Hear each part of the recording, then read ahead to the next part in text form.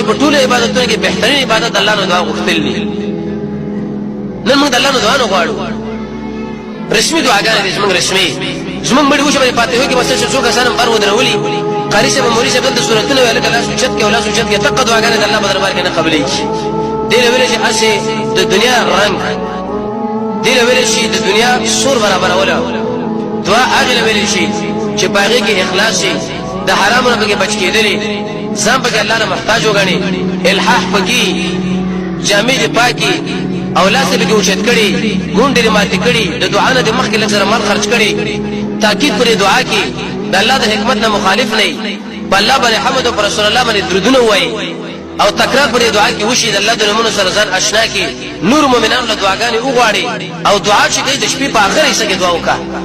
دې پاتې ولا له د شپې په اخر یې څنګه دعا وکړه سر مونږ نه کې واغ سر مونږ نه کې دا دعاګانې چرته وغواړي خو رسمي کار شروع کړی چې لکه پلانې مړ دی واغه چې جمعه کې فاتحه را ډېر خلک روان دي نیت پکې نه سعید ابن مصعب له سړي ویلي وې ته مال دعا وغواړې اوس کومه دعا نیت نه کړې چې کله مې نیت وکړې به ته دعا وغواړې زموږ رسمي دعاګانې دي ولکه زموږ دعاګانې قبلېږي نه څنګه رب العالمین قبول کړي شرایط منزله به هغه وخت کې سړی ور داخليږي چې او د شي چې د شنی او د منځ کې د سړی د منځ قبلېږي